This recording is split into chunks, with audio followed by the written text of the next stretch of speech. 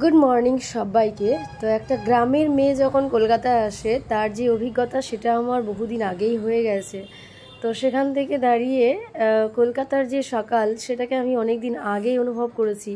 আর সত্যি বলছি, মন থেকে বলছি, কলকাতাবাসী সবাইকে অনেক ভালোবাসা।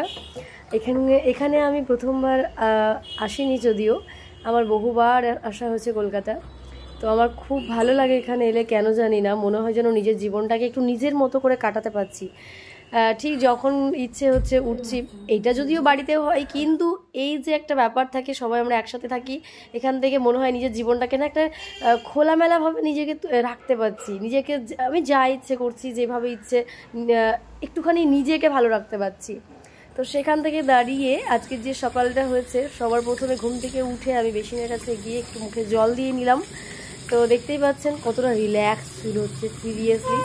তো আমার সত্যি কলকাতা এলে খুব ভালো লাগে। ঘুরতে যাওয়ার থেকেও বেশি আমি এখানটাই মানে আনন্দ করি হচ্ছে আমার যে সাঙ্গপাঙ্গ রয়েছে ওদের সাথে থাকার। Good morning. আর ওরা যদি সঙ্গে থাকে তাহলে মনে হয় যেন জীবনটা পুরো মানে আলাদাভাবে কাটছে, সত্যি বলছি। তারপর ব্রাশ করছি, ব্রাশ করার জন্য ব্রাশ নিয়ে নিলাম। আর ব্রাশ করতে করতে একটু ব্যালকানিতেও চলে গেলাম। দেখুন খুব ভালো লাগে এই ব্যাপারগুলো, মানে কলকাতাটা না বারবার আমাকে টানে যে পাইল আয় আয়, কিন্তু আমি আমার সময় বা একা আসার জন্য আমি সেভাবে আসতে পারি না। বাট এখানে আসার যে জায়গা নিয়ে আমার তা নয়, এখানে আমার বুনি থাকে, সো আমি আসতেই পারি, সমস্যা হয় না। কিন্তু ওই যে বললাম যে ওই একা একা আসতে আর বিরক্ত লাগে, এতটা ডিস্ট্যান্স আমাদের মুর্শিদাবাদ থেকে কলকাতা। তো যাই হোক, কলকাতাবাসীকে অনেক অনেক ভালোবাসা। এখান থেকে আমার অনেকে ভিউয়ার্সরা রয়েছে যারা আমার ভিডিও দেখে, অনেক ফলোয়ার্স রয়েছে, তো তাদেরকে অনেক অনেক ভালোবাসা। আর আমি এখন কোথায় আছি কোথায় না আছি সেগুলো অনেকে কমেন্টে জিজ্ঞেস করেছে আমাকে, তো সেই উত্তরটাও আমি এর পরের ভিডিওতে দিয়ে দেবো যে আমি কোথায় আছি। অনেকেই জিজ্ঞেস করেছেন আমাকে।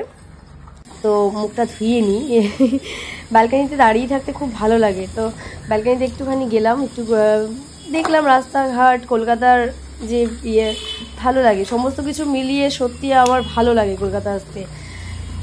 তো এখন থেকে ভাবছি যে মাঝে মাঝেই চলে আসবো, কারণ আমার কাজটাও হবে, ভিডিও করা হবে, ঘোরা হবে, সমস্ত কিছু হয়ে যাবে। তো ফাইনালি আমি ফ্রেশ হয়ে গেছি আর এখন চলে এলাম একটুখানি আমার বুনির রুমের এই জানলাটার পাশে।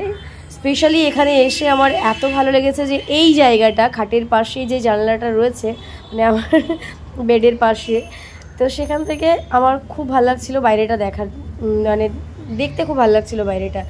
ব্যাকগ্রাউন্ডে হয়তো আওয়াজ পাচ্ছেন যে গাড়ি ঘোড়া চলছে, তো এটা তো কলকাতায় একটা কমন বিষয়। তো কেমন লাগলো জানাবেন আমার সকাল।